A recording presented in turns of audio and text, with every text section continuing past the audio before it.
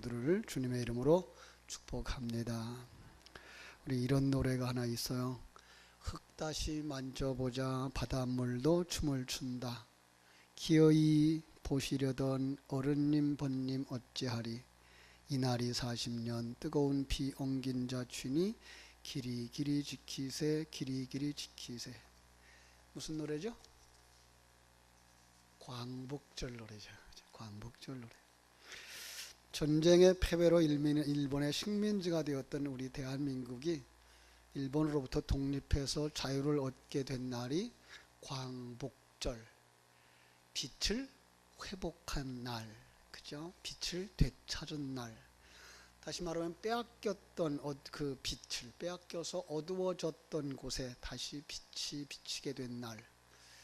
역사적 사건을 잠깐 되짚어 보면요, 1895년에 강화도 사건을 계기로 해서 일본의 간섭을 받아오는 우리나라. 그런데 일본이 얼마나 강해지기 시작했는가 하면 청일전쟁, 노일전쟁에서 승리하죠.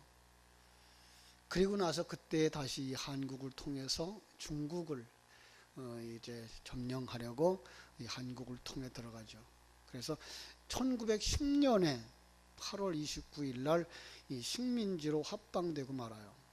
그리고선 그때부터 36년 동안 일본이 우리의 기본권을 박탈하고 강제 노동하려고 이제 그 사람들을 착취해 가죠. 그리고 군사로 붙잡아 가죠. 강제 징병, 징용.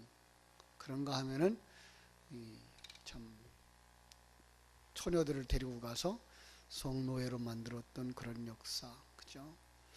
이 속에서는 언어도 빼앗겼고 문자까지 빼앗겼어요. 뿐만 아니라 이름자도 바뀌어졌고요, 성씨까지 바뀌어지던 그런 시대.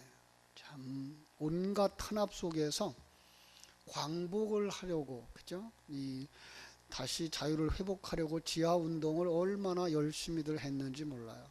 해외에 임시정부가 수립되어지고 광복군들이 조직을 해서 항일운동을 했던 시절이 있었죠. 1943년 11월 달에 카이로 회담을 통해서 미국, 영국, 그리고 중국의 수장들, 원수들이 모여서 나라의 독립을 밝혔고 대한민국의 독립을 밝혔고 1947년 7월에 포츠담 회담에서 한국의 독립이 재확인되었지만은 일본은 꼼짝도 하지 않았어요. 그래서 미국이 1945년 8월, 그죠? 그 히로시마 나가사키에 폭탄을, 원자탄을 떨어뜨리죠. 거기에서 일본은 이제 항복을 합니다. 그래서 8월 15일이 광복절, 그들이 항복한 날. 그런데 지금도 일본은 자기들이 무엇을 잘못했는지 모르는 것 같아요. 잘못하지 않았다는 거예요. 참, 심지어 요즘 독도가 자기네 땅이라고 망언을 하더니 그걸 자기들 학생들 교과서에다가 새겨놓고 어린아이들이 초등학교에서부터 중학생들이 전부 다 그걸 사실로 공부해 가고 있는 거예요. 이 세뇌시키는 거예요, 애들을. 그러면 다음 세대가 어떤 일이 일어날지 우리는 몰라요. 무서운 일들이거든요. 그런데 안타까운 건 우리는 그걸 다 잊어버리고 있다는 거예요. 까맣게 잊어버리고 있는 이런 시대. 참 위안부로 끌려갔던 어른들도 하나하나 세상을 떠나면서 그 아픔과 상처들까지도 기억 속에서 지어져 가고 있는 이런 시대에 살고 있습니다. 성경 속에서 우리와 비슷한 상황을 겪었던 이야기를 지금 우리는 접하고 있죠. 출애굽기죠. 그죠? 참 이스라엘 백성들이 어떻게 그 애굽에 들어갔나요? 야곱의 때에, 그죠? 야곱의 때에 그 땅에 기근이 심했어요. 7년 흉년 동안 흥청망청 살았고, 그리고 7년 흉년이 왔을 때 그들은 그냥 양식이 다 떨어져서 굶어 죽게 생긴 거죠. 하나님이 그때에 먼저 요셉을 이제 그 애굽으로 보내셔서 애굽에서 그러면 총리의 자리까지 세워놨어요. 그리고 하나님이 그 요셉을 통해서 지혜롭게 그 땅에다가 그 풍년의 때에 양식을 창고에 모아드렸기 때문에 그 흉년의 때를 극복할 수가 있었던 거예요. 풍년의 때에 얼마나 많은 양식이 남아 돌아갔는지 창고마다 가득 차고 가득 찼어요. 저거 다 어떡하지? 걱정할 정도로. 하나님이 그 땅에 풍년, 흉년을 주시자 사람들은 곳곳에서 그 흉년을 견딜 수 없어서 양식을 구하러 온 거예요. 돈도 다 떨어졌어요. 땅도 다 팔았어요. 그죠? 모든 것들이 다 애굽에게 속하게 되어졌던 그런 때, 야곱과 그 가족들이 양식을 구하러 이제 그 애굽으로 들어갔고, 요셉의 도움으로 말미암아 고센 땅, 삼각주 땅이에요. 거기는 정말 곡식이 잘 되는 땅, 목동들이 양치기에 참 좋은 풀들이 많은 땅을 차지해서 그들이 번성하기 시작했던 거죠. 세월이 흘러서 약 400년의 세월이 흘러갔을 때 그들은 번성하였고, 애굽에는 요셉과 이스라엘을 모르는 왕이 세워진 거예요. 그때부터 이 땅에 이제 고난이 임하기 시작합니다. 이스라엘 자손들이 그냥 번성하니까 그 번성하는 거 사로잡으려고 학살하기 시작했죠. 사실은 심지어 아주 쉽게는 어린아이들을 죽였죠. 처음에 여자아이들만 죽이다가, 그죠? 아니, 남자아이들만 죽이다가 나중에는 남자 여자 가릴 것 없이 다 죽여라 그랬어요. 몇몇 가정이 아니고 온 이스라엘 자손들이 다 죽게 된 거예요. 이런 상황을 하나님 앞에 호소했고, 하나님은 이 기도를 들으셨습니다. 그렇죠? 그리고 하나님은 때가 됐구나라고 생각하고 아브라함과 약속한 그 약속을 지키려고 거기 한 지도자를 세우는데 그가 바로 모세였던 것입니다. 그렇습니다. 모세는 40년간 애굽의 왕자로 살았고, 그리고 40년 동안은 이제 광야로 나가서 이 40년 동안 목동으로 양치기 하는 사람으로 살았어요. 광야 생활에 익숙한 삶이 되어졌던 거죠. 네. 하나님이 그를 그 불꽃 가운데서 부르셔서 애굽 땅으로 보내는 거예요. 가라. 나 못 갑니다. 그러면 그에게 약속의 말씀도 주시고 표적도 주시고 동역자도 주시고, 그래서 강제로 설득시켜서 애굽에 들어갔어요. 이제 하나님이 가라 그러니까 어쩔 수 없어서 거기에 왔어요. 가서 도착하자 그 장로들, 이스라엘 장로들을 만났어요. 그리고 그들에게 이야기를 하는 거예요. 우리 조상들의 하나님, 아브라함의 하나님, 이삭의 하나님, 야곱의 하나님이 나를 보내셨다라고. 그리고 그들 앞에다가 하나님이 주신 그 표적을 행했던 것을 알 수가 있습니다. 그죠? 자, 그러자 백성들이 그런가 보다 하고 믿었어요. 이제 그들이 어디로 가는 겁니까? 이제는 바로를 찾아가는 거죠. 바로를 찾아갔어요. 바로를 찾아가서 이야기합니다. 하나님이 내 백성을 보내라 그럽니다. 그들이 광야에서 절기를 지켜야 한다 그럽니다. 한마디로 뭐예요? 우리를 해방시켜 주십시오. 독립시켜 주십시오. 그러는 거예요. 그러니 우리 해방운동, 독립운동 하던 우리 나라의 그 젊은이들, 그 애국자들 얼마나 많이 죽었어요 그때. 그게 쉽지 않았던 거죠. 이 일도 그렇게 쉽지 않은 거예요. 그게 뭐예요? 현장. 오늘 말씀의 제목이 뭐예요? 현장에서 만나는 난관. 예. 여러분, 우리가 살아가는 삶의 현장이 만만치가 않은 거예요. 지금 이 모세가 만난 사람이 만만치가 않아요. 누구예요? 바로예요. 바로가 어떤 사람이에요? 그 큰 나라 통치하고 있는 나라의 왕, 그죠? 애굽의 왕. 거기를 노예 생활하고 있는 아론, 양치기 하던 이 모세가 그들이 그 행색이 어떻게 했어요? 한번 생각해 보세요. 그 화려하고 큰 왕궁으로 들어간 그들의 모습 그려보세요. 조그만 두 사람, 까맣까맣한 그 사람들이 나가서 이제 그 바로에게 그렇게 얘기하는 거예요. 그죠? 그랬더니 뭐라 그래요? 야, 하나님이 누군데? 하나님이 누군데? 나들은 너 그 말을 들으라 그러냐? 응? 나는 너희들의 말이 하는 그 하나님이 누군지 몰라. 그래서는 보낼 수 없어. 모세와 아론이 대답을 합니다. 히브리 사람들, 우리의 하나님, 우리의 하나님이 나타나서 말씀하십니다. 그래서 우리가 광야로 가서 사흘 길쯤 가서 거기서 하나님 앞에 제사를 드릴 수 있게 해주십시오. 그렇지 않으면 하나님께서 무서운 질병을 우리에게 내리든지 우리를 칼로 칠까 봐 두렵습니다. 처음에는 바로나 애굽의 백성들을 해야 한다는 게 아니라 그 심판이 누구에게 임할 거라 그래요? 우리에게 임할까 봐 그렇습니다 라고 얘기하죠. 모세와 아론이 답변을 하자 바로 왕 그렇게 호락호락한 인물이 아니었어요. 야 들어라, 너희는 어찌해서 백성들 일 못하게 하려는 거냐? 물러가라, 너희가 할 일이나 해라. 그리고 바로는 그날 이스라엘 백성들을 부리는 감독관들, 작업반장들에게 이제 명령을 내리는 거예요. 저들이 벽돌 만드는 게 이제 쉬워졌나 보다. 이제 배부르고 등 따스니까 말이야, 이제 자기 할 짓들 다 하겠다 그런다. 뭐 하라고요? 그래서 가서 짚을 직접 모아오게 해라.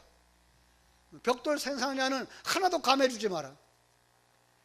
자, 만들어내는 벽돌의 숫자가 줄어들면 혼난다고 얘기해라. 그들이 게을러서 그들이 하나님께 제사를 드리러 가게 해달라고 요구를 하는구나. 그들을 더 힘겹게 해서 그 일만 하고 허튼 생각, 뭐라 그래? 거짓말. 그걸 허튼 생각을 거짓말이라 그래. 기울이지 못하게 해라.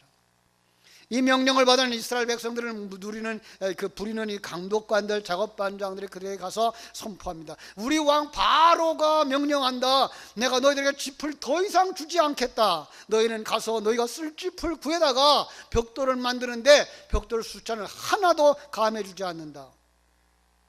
자, 여러분 이제까지는 재료를 다 공급해 주었어요.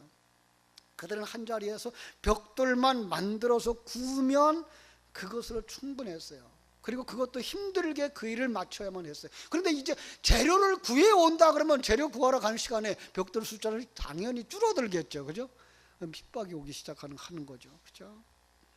모세와 아론이 바로를 만난 후에 바로가 화가 났고 화의 불똥이 백성들에게 떨어진 거예요. 그러자 백성들이 이번엔 누구한테 화풀이 할까요? 앞에 있는 모세와 아론에게 화풀이 하는 거죠. 그게 오늘 우리가 읽었던 마지막 부분이에요. 뭐라고 되어 있어요? 하나님이 당신들을 내려다보시고 벌을 내렸으면 좋겠어. 당신들 때문에 바로와 그 신하들이 우리를 미워하고 있잖아. 당신들은 우리들의 손에 그들의 손에 우리를 죽일 수 있는 칼을 쥐어준 셈이야. 참 모세와 아론이 어땠을까요? 그때 그 참담한 심정. 모세도 어찌할 바를 몰랐습니다. 자기를 보낸 하나님을 향하여 원망하게 됐습니다. 자, 그래서 22절 23절 우리 한번 같이 읽어보겠습니다. 시작.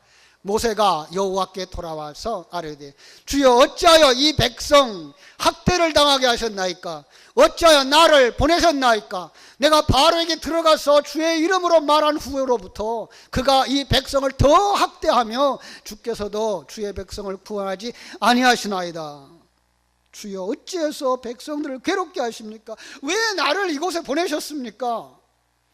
제가 바로를 찾아가 당신의 이름으로 말한 뒤부터 이 백성 더욱 들볶임을 당합니다. 그런데 당신은 아무것도 하지 않고 있으면 어떡하란 말입니까? 한탄하고 있는 모습. 그렇습니다. 여러분 우리가 신앙생활을 시작하면 이런 위기를 만난다는 것을 알라고 이 말씀을 우리에게 주신 줄 압니다. 그렇죠? 우리도 이 땅에 살아가면서 예수 믿고 나면 일이 잘 되면 좋겠는데, 그죠? 이런 상황들을 만나더라는 거예요. 예수 믿은 후에 만나는 난관. 많은 사람들이 이런 것들을 경험하게 되죠. 예수를 믿고 그의 가르침을 따라 살고자 하는데 가정에 불화가 생기는 거예요. 여러분들은 그런 걸 경험했는지 모르겠습니다만은 저는 믿지 않는 부모님이 계시는 가정에서 처음 예수를 믿었기 때문에 그 초창기의 어려움은 말할 수 없었죠. 더군다나 우리 어머니는 구슬하면 절반을 우리 어머니가 다 할 만큼 신내림이 아주 강하신 분이셨어요. 그렇기 때문에 거기서 일어나는 갈등, 부모와 자식 간의 갈등, 형제 간의 갈등. 그런가 하면 어떤 사람들은 직장에서 어려움을 당하죠. 그죠? 직장에서 옳고 그름을 분별할 때 오히려 왕따를 당하는 그런 상황들. 그런가 하면은 또한 사람들이 똑같은 경험들을 하는 건데 불구하고 그걸 갖다가 예수 믿은 다음에 일어나는 질병이라고 생각을 하는 수도 있어요.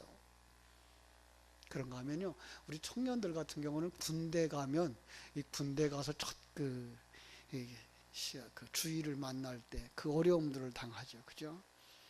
그 직속 상관들이 이 예배를 못 드리게 하려고 여러 가지 시비를 걸고, 그런가 하면 신앙의 순결을 지키지 못하게 하려고 술을 먹는 자리에 데리고 가고 이러죠.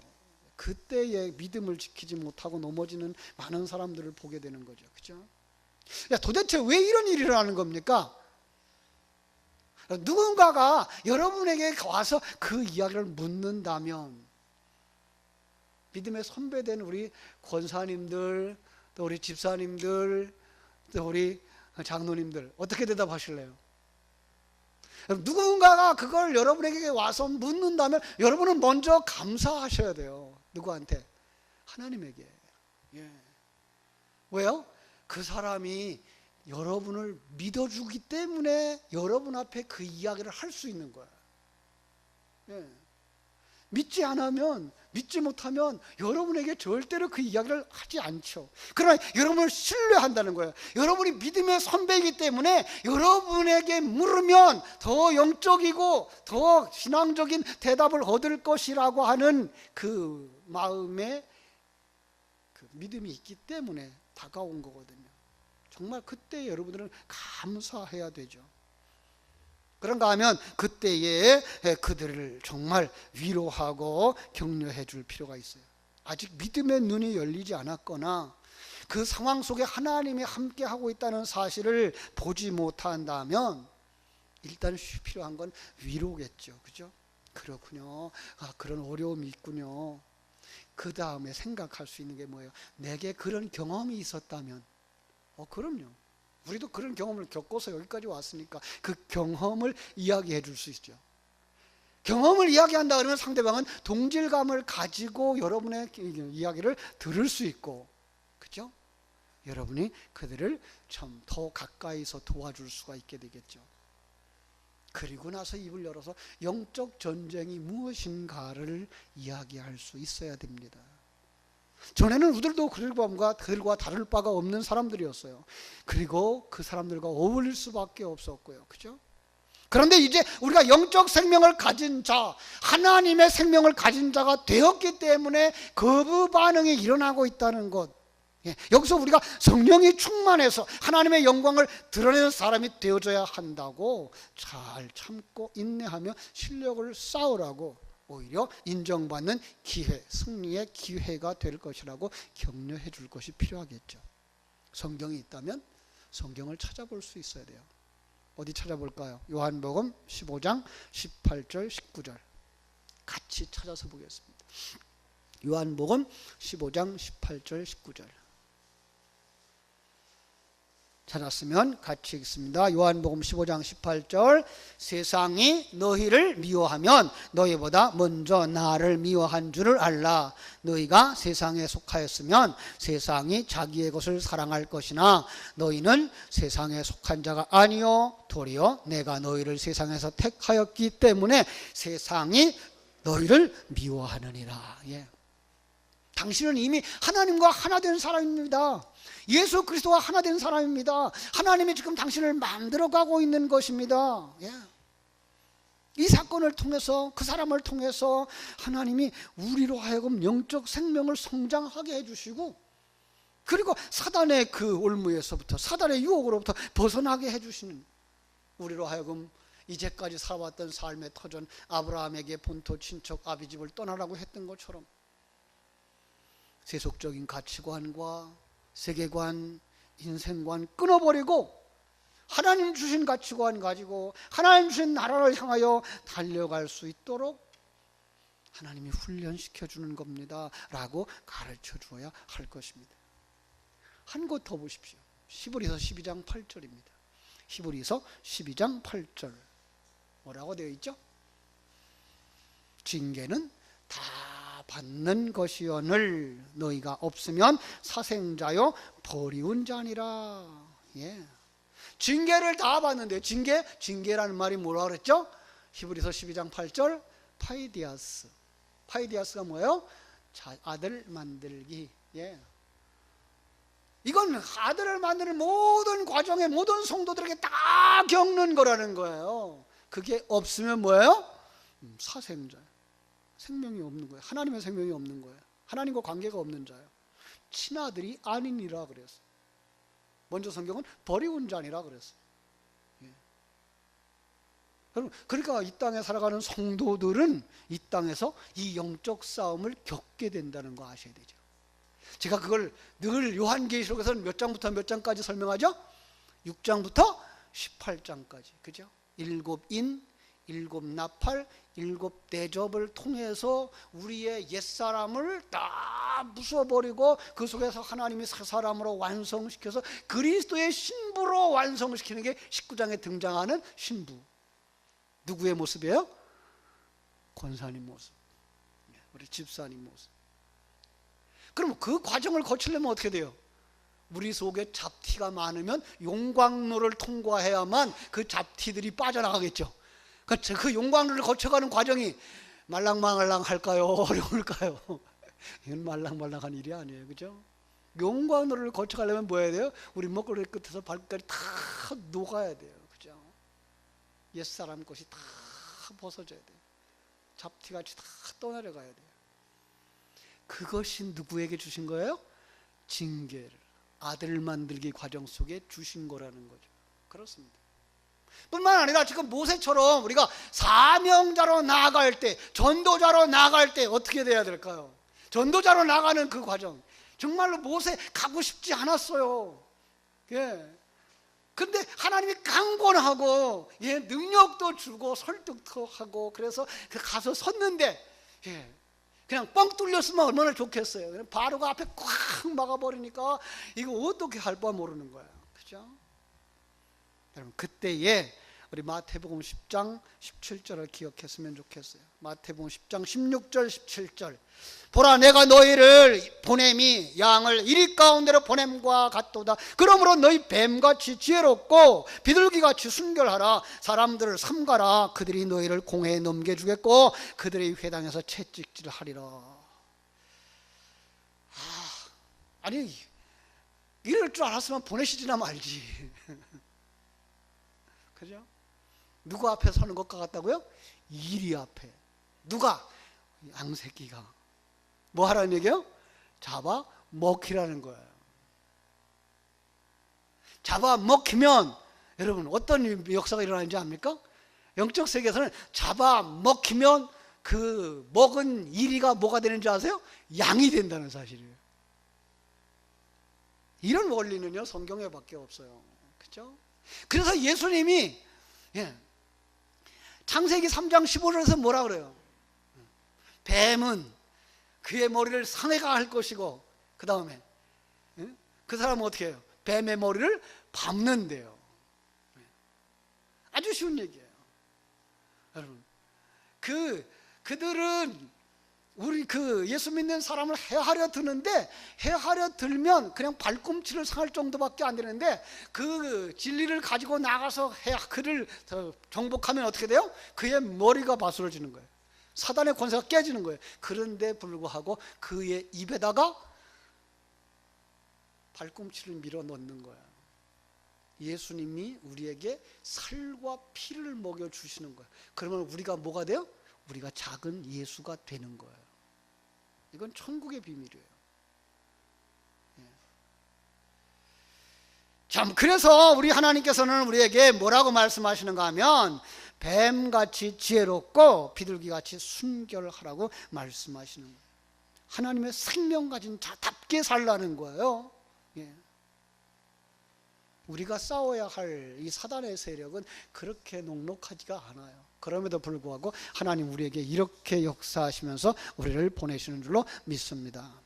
그때 어떻게 해야 될까요? 그 난관을 맞이했을 때 금방 얘기했어요. 뱀같이 지혜롭고 비둘기같이 순결하고.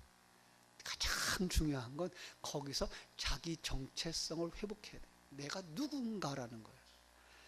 그리고 내 뒤에 누가 있는가를 봐야 돼요. 그죠? 여러분 뒤에 누가 있어요? 그 뒤에 권사님 계시잖아. 아니 뒤에 권사님 계시는 게 아니고 누가 계세요? 하나님 계세요. 내 뒤에 누가 계세요? 하나님 계세요. 나는 누구의 종이에요? 하나님의 종이에요. 나를 누가 보냈어요? 하나님이. 그 믿음 가지고 서야 되는 거예요. 그리고 확인해야 돼요. 하나님의 전신갑주를 입었나? 그죠? 내가 정말 하나님의 전신갑주를 입었나? 머리엔 뭐예요? 구원의 투구, 가슴에는 의의 흉배, 허리에는 진리의 허리띠, 발에는 복음에 예비한 신발, 한쪽 손에는 믿음의 방패, 한쪽 손에는 말씀의 검, 그리고 이게 유기적으로 움직여서 생명이 되어지도록 기도하고 있는가를 살펴야 되는 거예요. 그러하면 뭐 한다고요? 이기는 거예요. 그러하지 못하면 실패할 수도 있어요. 상처받을 수 있어요. 그렇죠? 사랑하는 여러분, 그래서 마태복음 10장 19절로 20절은 이렇게 말씀하십니다. 너희를 넘겨줄 때에 어떻게 또는 무엇을 말할까 염려하지 말라. 그때에 너희에게 할 말을 주시리니 말하는 이는 너희가 아니라 너희 속에 말씀하시는 이 너희 하나님의 성령이니라. 믿습니까? 그렇습니다. 우리는 뭐 하면 돼요? 하나님 주신 말씀만 하면 돼요. 결과는 누가 맺어요? 하나님이. 그렇게 미련한 일이 어디 있어요? 그래서 전도는 뭐 하는 거예요? 미련한 거예요. 그런데 그 미련한 역사가 누구를 변화시켜요? 상대방을 변화시켜요. 환경을 변화시켜요. 그리고 하나님의 나라가 이루어지도록 하시고 우리의 가해갈 길을 형통케 해주시는 줄로 믿습니다. 그래서 모세가 나중에 14장 13절에 가면 그렇게 말합니다. 너희는 두려워하지 말고 가만히 서서 여호와께서 오늘 너희를 위하여 행하시는 구원을 보라. 여호와께서 너희를 위하여 싸우시리니 너희는 가만히 있을지니라. 여러분 난관을 만났습니까? 우리 다시 한번 자기 정체성을 확립하고 자기가 하나님의 전신갑주를 입은 사람인가를 확인하고 그리고 주님이 싸워주시기를 기다리고 그 앞에 서 계실 때 하나님께서 여러분의 앞길에 형통한 길을 주실 줄로 믿습니다. 기도하겠습니다. 아버지 하나님, 하나님이 부여하신 사명, 하나님이 부여하신 표적, 하나님이 주신 동역자, 그리고 바로 앞에 섰는데 이게 웬일입니까? 일이 풀려가는 것이 아니라 일이 가로막혀지고 어려움을 당하고 그 일로 말미암아 참으로 고난이 더 가중되어졌고 핍박이 더 심해서 내분까지 일어나게 되어졌습니다. 아버지, 이때 우리는 어떻게 해야 될까요? 오늘 주신 말씀들을 묵상하면서 이것이 영적인 전쟁터구나를 깨달아 알게 하여 주시옵소서. 그리고 내가 누구인가를 다시 한번 정립할 수 있게 하여 주시옵소서.